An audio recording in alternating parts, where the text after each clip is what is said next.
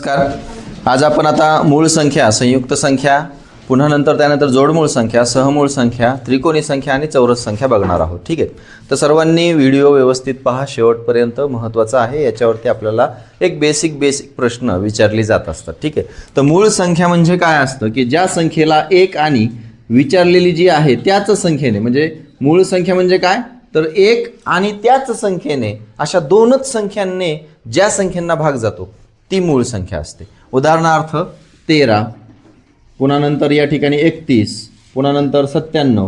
आता पहा, यांना तुम्ही एक आणि याच संख्येने, एक तर सर्व संख्यांना विभाजक आहे एक, हा एकने सर्व संख्यांना भाग जातो, पण या 13, 31 आणि 97ला याच संख्येने भाग जातो, अन्यथा दुसऱ्या कुठल्याही संख्येने भाग जात नाही. मग अशा संख्या ज्या असतात त्यांना आपण मूळ संख्या म्हणतो. ठीक आहे. आणि संयुक्त संख्या कोणाला म्हणायचं की ज्या संख्यांना 2 पेक्षा जास्त संख्यांनी भाग जातो. 2 पैकी जास्त, लक्षात घ्या बरं का मी काय सांगतोय, 2 पैकी जास्त संख्येने भाग जातो. उदाहरणार्थ बघा, आता या ठिकाणी मी 25 लिहिलंय.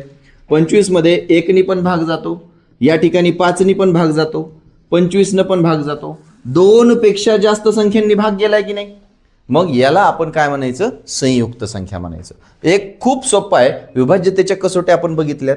एखादी संख्या तुमच्या समोर आली, समजा या ठिकाणी आले 332, समसंख्या आहे, बरोबर आहे. आता ही समसंख्या आहे म्हणजे ही 100% संयुक्त संख्या आहे. अजून एक महत्त्वाचा मुद्दा बघा, पहिला आहे 2 पेक्षा जास्त संख्येने भाग, जास्त संख्येने भाग म्हणजे काय, ती झाली संयुक्त संख्या. अजून कशी ओळखायची संयुक्त संख्या, 2 सोडून, 2 समसंख्या सोडून, 2 समसंख्या सोडून इतर सर्व विषम संख्या. पहा, इतर सर्व विषम संख्या, तुम्हाला सर्व विषम संख्या या मूळ संख्या दिसतील, जवळपास, सर्व नाही पण ज्या काही विषम संख्या असतील त्या. तर बघा, 2 पेक्षा जास्त, कारण यामध्ये मूळ संख्या अशा संख्या आहेत की त्यामध्ये एकमेव समसंख्या ही 2 आहे. मोठ्यात मोठी पण आणि लहानात लहान पण 2च आहे. त्याच्यानंतर कुठलीच समसंख्या ही मूळ संख्या नाही.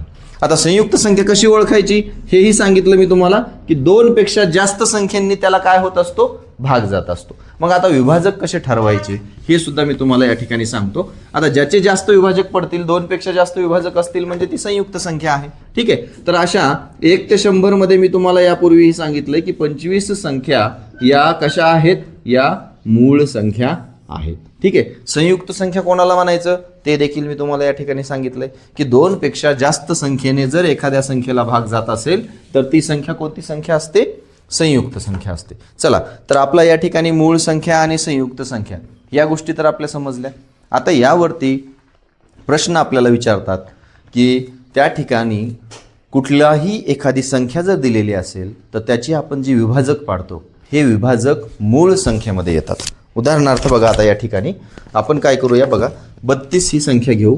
आता 32ला 32चे विभाजक आपल्याला काढायचे आहेत. 32चे काय करायचे आहेत, आपल्याला विभाजक पाडायचे आहेत. आपण अत्यंत लहानात लहान घटकापासून या ठिकाणी सुरुवात करत आहोत. त्यामुळे ज्याला कोणाला या ठिकाणी गणिताची भीती वाटत असेल त्याची सुद्धा ती गणिताची भीती दूर होणार आहे. फक्त एकच काम करायचंय, शेवटपर्यंत हे व्यवस्थित समजून घ्यायचं आहे.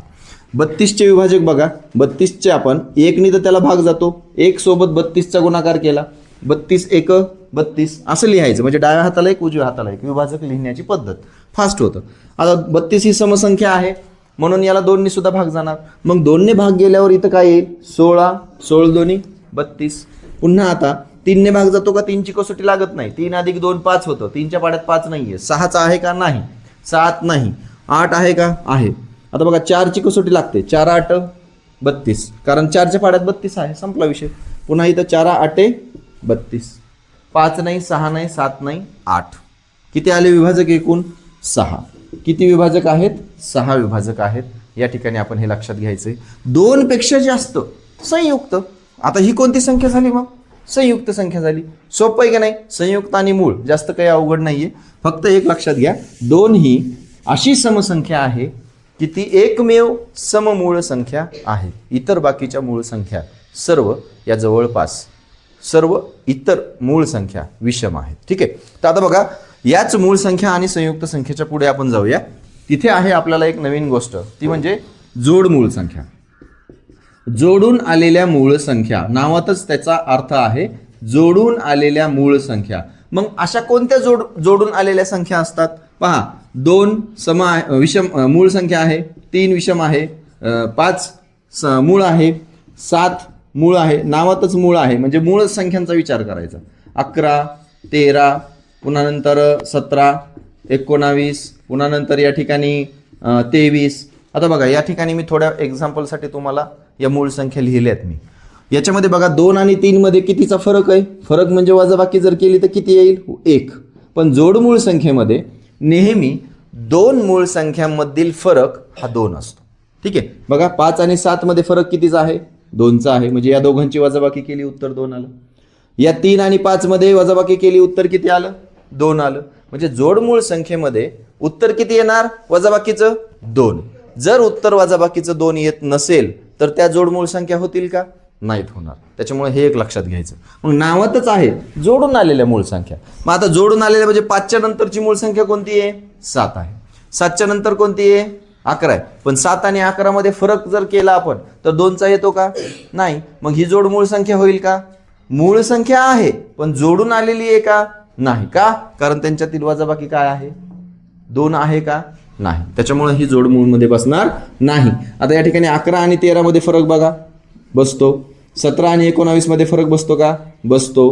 पुढे नंतर आपण जर आणखीन मूळ संख्या बघा किती झाल्या इथं? 1, 2, 3, 4. अशा 1 ते 100 मध्ये किती जोड मूळ संख्या आहेत असा प्रश्न आपल्याला बऱ्याच वेळेस परीक्षेमध्ये विचारलेला आहे. 1 ते 100 मध्ये अशा जोड मूळ संख्या 8 जोड्या आहेत. किती जोड्या आहेत? 8 जोड्या आहेत.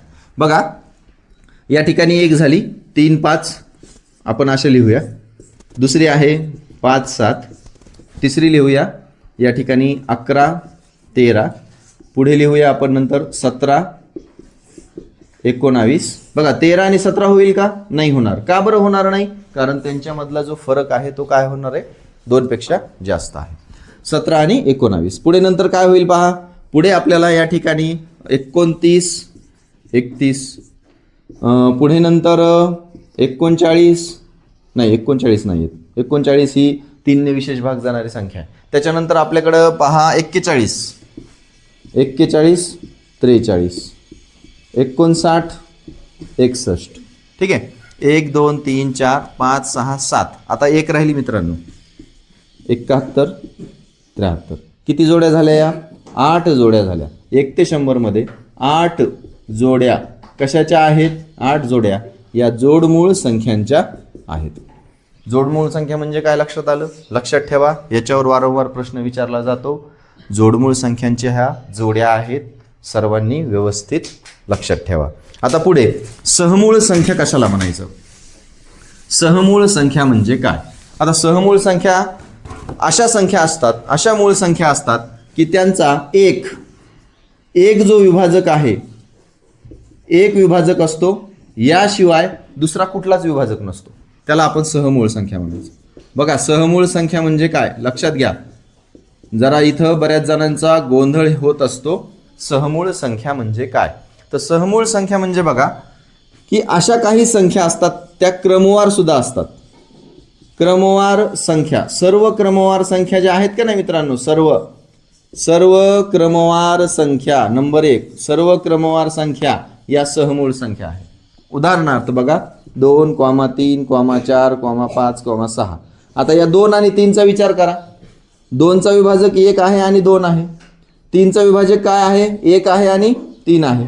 4चा विभाजक काय आहे? 1 आहे, 2 आहे आणि 4 आहे. 4चा विभाजक हा 4चा, हा 3चा, हा 2चा. मी हे विभाजक लिहितोय समोर, लक्षात येतंय? बघा 5चा विभाजक काय आहे? 1 आहे, पुन्हा नंतर 5च आहे. 7चा विभाजक बघा 1 आहे, 7 आहे. 25चा विभाजक बघा 1 आहे, 5 आहे, 25 आहे. मित्रांनो या ठिकाणी तुम्ही सर्व संख्यांचं जर निरीक्षण व्यवस्थित केलं तर तुम्हाला एक विभाजक या ठिकाणी सर्वत्र दिसणार. तो सगळीकडे सारखा आहे पण त्याच्या व्यतिरिक्त दुसरा कुठलाही सारखा नाही. फक्त या 2 संख्या जर सोडल्या तर पहा. बरोबर? पुन्हा 2 आणि 4. बरोबर? आता बघा 2 आणि 4 यांच्यामध्ये एक विभाजक, 2 विभाजक, 1, 2 सारखा आहे. 5 आणि 25 मध्ये 1 5 1 5 सारखा आहे. मग या सहमूळ संख्या होतील का? नाही होणार. मग यामध्ये 2 आणि 4 या सहमूळ संख्या होणार नाहीत. पुन्हा 5 आणि 25 या सहमूळ संख्या होणार नाहीत. का होणार नाहीत? कारण त्यांची विभाजक 2 पेक्षा सारखी आहेत, 2 पेक्षा जास्त सारखी आहेत. पण काही याच्यामध्ये एकच 1 आणि 1च याच्या व्यतिरिक्त दुसरं कोणीच त्यांच्यामध्ये सारखा विभाजक नसतो. उदाहरणार्थ बघा, या 2चं बघा, या 2चं बघा आणि या 3चं बघा. बघा बरं, एक जर सोडला, मी जे सांगतोय त्याच्याकडे फोकस करा बरं का. बघा, एक जर सोडला तर 2 वेगळा आहे, 3 वेगळा आहे. म्हणजे या दोघांमध्ये सारखा विभाजक कोण आहे? एकच आहे. मग आता याच्यामध्ये 12 घ्या आणि पुन्हा 13 घ्या. याचे अवयव बघा, 1 आहे, 2 आहे, 3 आहे, 4 आहे, 6 आहे, 12 आहे. याच्यामध्ये बघा 1 आहे आणि 13 आहे. बघा दोन्हीमध्ये सारखा विभाजक काय आहे?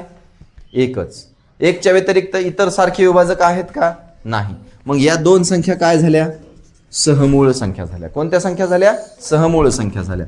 सर्व क्रमवार संख्या मग 4 आणि 5 घ्या, 5 आणि 6 घ्या, 9 आणि 10 घ्या, 25 आणि 26 घ्या, हे की नाही. पुन्हा नंतर तुम्ही 29 आणि 30 घ्या. या सगळ्या क्रमवार ज्या संख्या असतात या सगळ्या सहमूळ संख्या असतात. अजून सहमूळ संख्येच्या बाबतीमध्ये सांगायचं म्हटलं तर कोणत्याही 2 मूळ संख्या, जसं आपण मूळ संख्यांच्या जोड्या बघितल्या, मूळ संख्या बघितल्या. उदाहरणार्थ बघा, या ठिकाणी आपण बघितलं 69 आणि 71, ही सुद्धा सहमूळ संख्या आहे. का? ऑलरेडी त्या मूळ संख्या आहेत.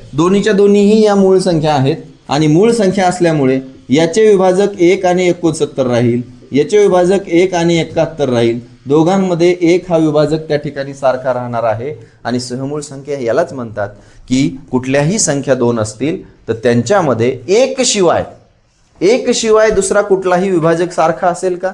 नाही. मग त्याला काय म्हणायचं आपण? सहमूळ संख्या. म्हणजे सहमूळ संख्येच्या बाबतीमध्ये तुम्हाला प्रश्न देखील असा विचारला जाईल की खालीलपैकी सहमूळ संख्या म्हणजे काय असतं? तर 1 नंबरचं विधान राहील, कोणत्याही 2 मूळ संख्या या सहमूळ संख्या असतात. अगदी बरोबर. दुसरा याच्यामध्ये राहील 2 क्रमवार संख्या या सहमूळ संख्या असतात. अगदी बरोबर. तिसरं विधान यामध्ये राहील 2 क्रमवार विषम संख्यांची जोडी. 2 क्रमवार विषम संख्यांची जोडी. बघा 3 आणि 5, 7 आणि 9, 2 क्रमवार विषम संख्यांची जोडी ही सुद्धा काय असते? सहमूळ संख्यांची जोडी असते. तर संबंधित गोष्टी या लिहून घ्या. बोर्डवरती सांगत असताना मी प्रत्येक वाक्य या ठिकाणी लिहू शकत नाही, परंतु तुम्ही ते ऐकू शकता, नोट डाऊन करून घेऊ शकता. ठीक आहे. तर हे खूप महत्त्वाचं बेसिक आहे. याच्यावरतीच प्रश्न जर विचारला तर माणूस गोंधळात पडतो. मग आता या ठिकाणी आपण त्रिकोणी संख्या आणि चौकोनी संख्या या ठिकाणी आपण थोडक्यात पाहूया.